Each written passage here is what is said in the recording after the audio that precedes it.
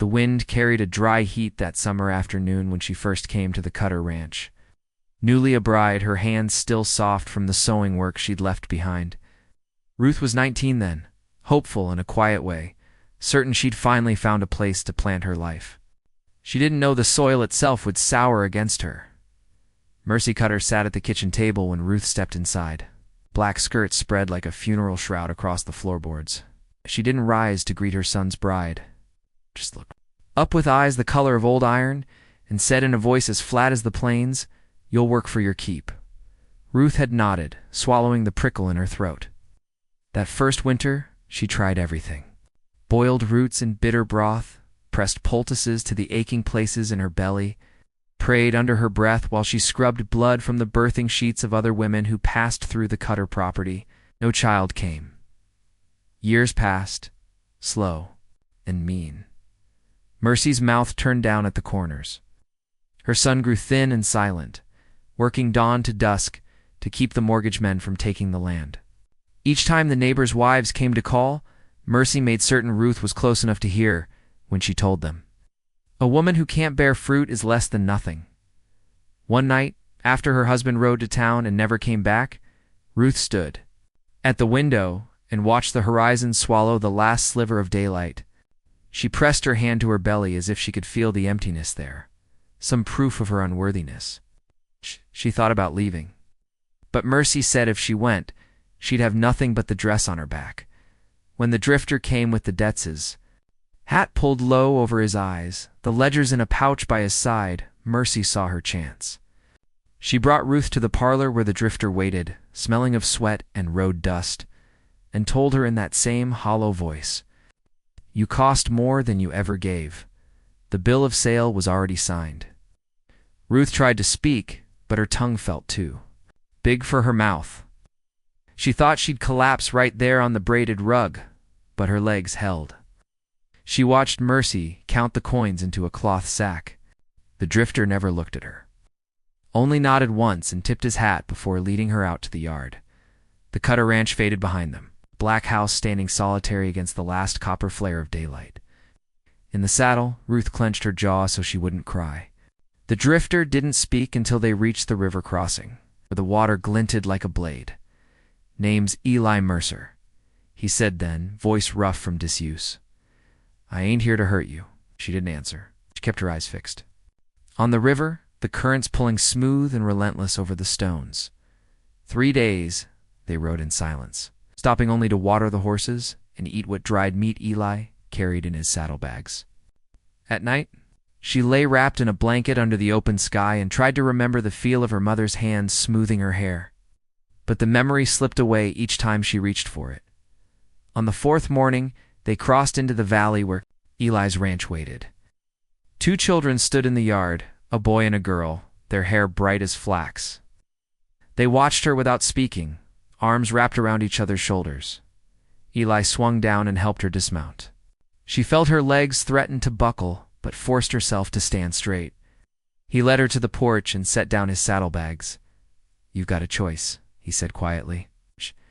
"You can stay here, and I'll see you safe, or I can ride you on to the next town." Her voice came out hoarse, barely more than a breath. "I can't go back."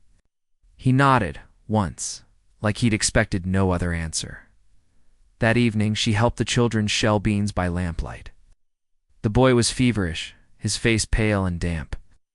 Eli didn't say a word about it, only wiped the child's brow and set the basin. Aside, she could see the bone-deep fatigue in the way he moved, the weight of something that went deeper than the drudgery of ranch life. When the children finally slept, Eli poured 2 tin cups of water and set one in front of her. She looked at the cup, then at his hands broad-knuckled, raw from rope burns. "I never meant to buy you," he said. I meant to square a debt. Your husband, he saved my boy once. Pulled him from under a wagon that near crushed his ribs. I owed him." Her throat worked as she tried to swallow the bitterness rising there. "He's dead," she whispered. "And she sold me like a mule." Eli's gaze didn't waver. "Ain't right. But it's done." A long silence settled. She thought of the river and the way the current never stopped, carrying everything away in time. The next morning, she rose before dawn and stoked the stove. She boiled coffee, peeled potatoes, set the table as if she'd been doing it her whole life. The children came rubbing their eyes, surprised to find breakfast waiting. Eli watched her from the doorway. "You don't have to work yourself to the bone," he said. She met his gaze square. "I won't be useless." He nodded. The faintest motion, and went to saddle the mare. When the fever broke in the boy's chest, she stayed up all night to cool his skin. By morning, the child's breathing was easier. Eli found her asleep in the rocker, the boy's small hand clasped in hers. He didn't wake her, just stood there for a long moment, watching. When she woke, her body ached from the hard chair. But for the first time in months, she didn't feel invisible. Days passed, and she came to learn the rhythm of the place. The children's quiet games, the chores that never ended, the way Eli never spoke more than he had to. She found it comforting as plainness. His refusal to pretend its softness when there was none to give. One evening, as the last light faded, she sat on the steps with Eli. The air smelled of dust and fresh-turned earth. The boy and girl were inside, whispering secrets under their blanket. Eli broke the silence. "I ain't fit company for much since my wife passed. I don't know how to be anything but what I am." She didn't answer at first. She just looked out at the dusk settling over the pasture. "You do your best," she said finally. "That's more than most." His shoulders shifted, like he might say something more. But he didn't. In that moment, she understood the shape of his sorrow, and it mirrored her own in ways she hadn't expected. Both of them hollowed out by loss, trying to pretend they were still whole. That night, when she lay down on her pallet by the hearth, she closed her eyes and felt something she hadn't in a long time. A small, stubborn flicker of hope. The first freeze of October set in quick, turning the valley brittle overnight. Frost laced the fence rails, and the horse's breath smoked in the morning dark. Ruth rose before the children, before Eli, her hands numb as she chopped kindling. The cold pressed into her bones, but she welcomed it. Hardship felt cleaner than shame. When Eli's cattle went missing, she knew it was no accident. 2 steers gone, no tracks in the mud, but a single set of prints too small for a ranch hand. Eli knelt by the fence line, jaw locked, and when he finally spoke, his voice sounded scraped raw. "Cobb Weston," he muttered. "That bastard's been after this land since before my wife passed." She'd heard the name in town, always in low voices. Weston owned the big spread south of the ridge, had the ear of the circuit judge, and bought up defaulted deeds like candy. If he wanted Eli's place, he'd come for it, inch by inch. By nightfall, Eli set a lantern in the barn and checked his rifle twice. Ruth watched him from the doorway. She knew the look in his eyes, like something inside had already decided to lose everything before it bent. "Tell the children," he said, voice flat. "If I'm not back by dawn, ride for town." She felt her throat tighten. "You think he means to kill you over a fence line?" He didn't answer. Just touched the brim of his hat and walked out into the dark. Hours crawled past. The children huddled by the stove, wide-eyed, too wise to ask questions. She tried to distract them with stories, half-remembered tales her own mother once whispered, but her voice shook. The storm gathering outside the walls made every word ring hollow. When Eli returned near sunrise, his coat was torn, one sleeve soaked red. He set the rifle by the door and pressed a rag to his arm. "You'll need to boil water," he said simply. She worked without flinching, stripped the sleeve, cleaned the wound, stitched the ragged flesh with thread she could barely see through, the tears blurring her sight. When it was over, he sagged against the table, breathing hard. "What happened?" she asked, voice low. He had 3 men with him. One fired first, put a shot through his knee. She swallowed, her hands cold. As she folded the bloody rags, "And Weston, he left a message," Eli rasped. "Said next time it won't be a warning." The children crept close, their small faces pinched and pale. Ruth drew them in, arms folding around them, and for the first time they didn't pull away. After that, She kept a pistol tucked under the grain sacks. Each evening she walked the fence line, eyes sweeping the ridge. It wasn't just the fear of Weston that haunted her. It was the memory of being owned, the knowledge that men like him would always think they could buy or break whatever they laid claim to. The winter deepened. Snow swallowed the fields, supplies ran low. Eli rode to town less and less, wary of leaving them alone. When the blizzard came, it pinned them in the house for 6 days, the wind howling like some old god demanding sacrifice. On the third night, the boy's cough returned. This time it raked his chest so hard, he couldn't keep water down. Ruth Sat beside him, wiping the spittle from his chin, her mind turning circles around everything she couldn't fix. Eli hovered by the door, helpless. "If the weather breaks, I'll ride for Doc Reynolds," he said. She looked up, her voice tight. "He won't last that long." She thought of the old remedies she'd learned in the Cutter house, the ones Mercy mocked. Pine tar and mustard. Poultice, steam under a blanket. Honey boiled with herbs she didn't have. She had to try. The girl helped her build the fire higher, dragged in snow to melt for steam. Together, they held the boy upright, coaxed him to breathe. All night, Ruth whispered to him nonsense, prayers, anything to keep him tethered. By dawn, the coughing eased. She slumped back against the wall, her arms trembling. Eli came to stand. Over her, his face lined with fatigue and something else she couldn't name. "You saved him," he said quietly. "I did what any mother would." His gaze caught hers, and for a heartbeat, there was nothing in it but understanding. No pity. No doubt. When the storm broke, she stepped outside, the world dazzling white under a washed blue sky. For a moment, she felt clean again, like the snow had buried every lie ever told about what she was worth. They survived that winter, though it cost them nearly everything. The herd was down to half, the stores nearly gone. But the children were alive, and Eli's wound mended. Some nights she'd catch him studying her across the lamplit table, as if trying to decide whether he owed her more than he could repay. In the thaw, the sheriff came riding up the lane, his coat dusty with travel. He carried a folded telegram. Ruth stood behind Eli as he read it, her heart thumping dully in her chest. "Weston's filed claim with the judge," the sheriff said. "Says you owe him for trespass and damages. He means to seize this land." Eli's jaw worked. "I've got no coin to fight it." The sheriff shifted, uneasy. "He's naming your children in the suit. Claims their mother had debts unpaid." Ruth felt something break loose inside her, a cold, fierce clarity. She stepped past Eli. "What happens if we contest it?" "Judge's court is in Abilene next month. You'd need proof Weston's lying." "Witnesses."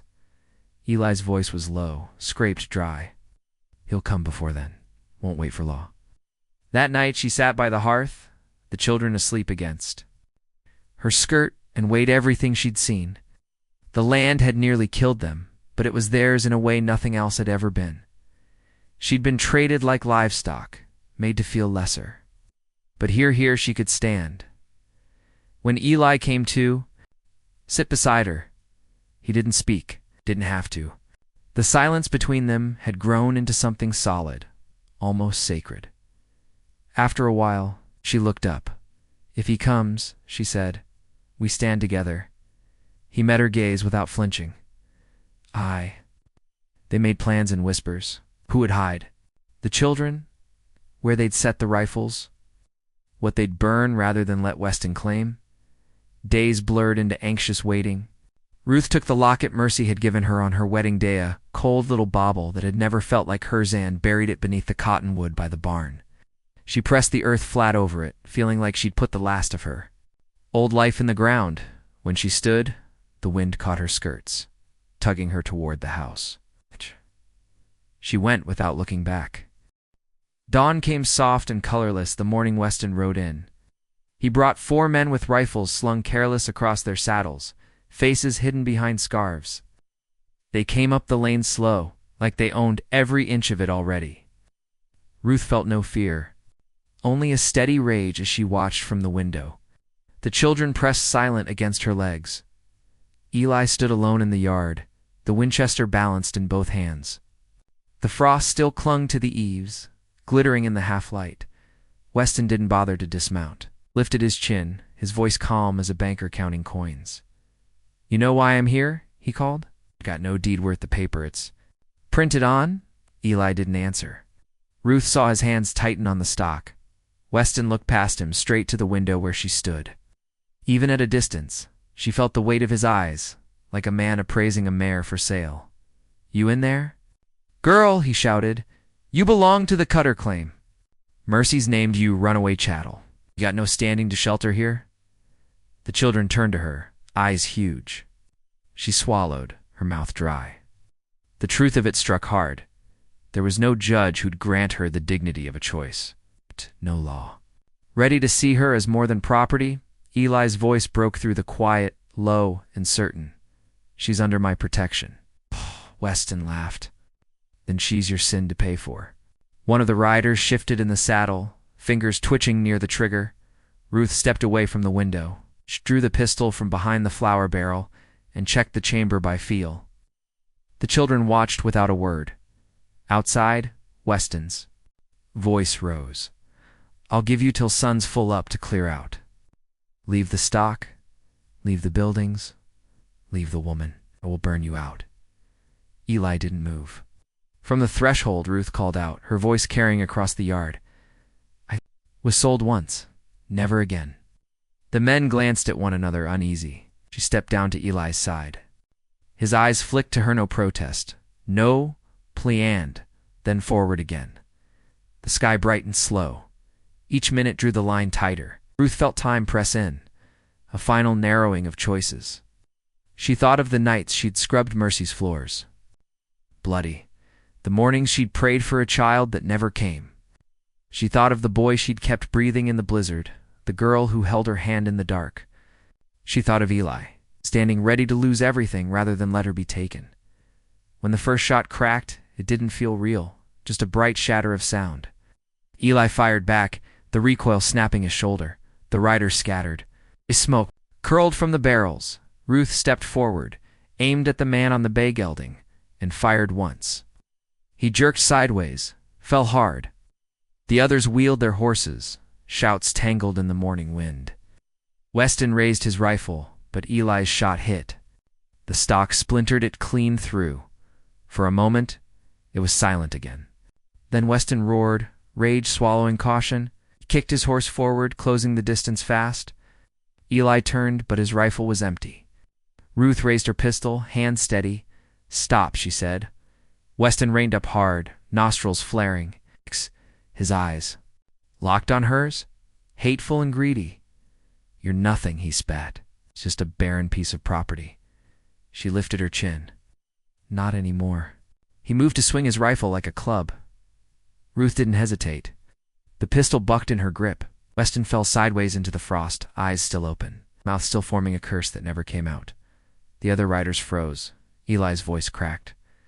The air, sharp as a whip. "Go home." They did, turning without a word, spurring their horses to a gallop down the rutted lane. The quiet that settled after felt as heavy as a grave. Ruth stood breathing hard, pistol lowered. Eli turned to her, his face raw with something he couldn't quite hide. "You saved us," said hoarsely. Her voice came out thin. "I did what had to be done." He looked down at Weston's body, then back at her. For a long moment, neither moved. Then he reached out, touched her shoulder in a careful, almost shy way. The children came out slowly, eyes wide, taking in the scene. Ruth knelt, gathering them close. She felt their small arms wrap around her neck, felt something in her chest crack and mend in the same breath. Later, Eli dug the grave under the cottonwood. Ruth watched as he lowered Weston in, the final weight of that man's cruelty sealed by the earth itself. When the last shovel of dirt fell, she turned away, pressing a hand to her throat to keep the sob down. Eli came to stand beside her. He held out something, Weston's battered rifle. She took it, feeling the cold iron against her palms. "Whatever happens next," Eli said, voice low, "you have the right to stand." She couldn't speak, only nodded. That evening, she sat alone by the hearth. In her lap lay the folded paper Mercy had signed to sell her. She unfolded it, traced the looping scrawl with her fingertip. All the small humiliations bound in that single page. When Eli came in, he paused, watching her. She lifted her gaze to his. "Tomorrow," she said, "I want to ride into town." He frowned. "To do what?" Her voice was clear. "To burn this where the judge can see." His mouth worked, a tremor of something like pride or sorrow crossing his face. He nodded once. At dawn, they saddled the horses. She tucked the paper inside her coat. The road stretched ahead, pale with frost, but she didn't feel the cold. She thought of all the years she'd waited for someone else to tell her who she was. Today, she'd decide for herself. As the house dwindled behind them, she looked over at Eli. He didn't smile, only met her gaze with a steady calm that said he'd follow wherever she led. She turned back to the road, her heart beating steady. As hoofbeats, whatever the law said, whatever the whispers in town claimed. She knew this one unshakable thing. She belonged to no one but herself.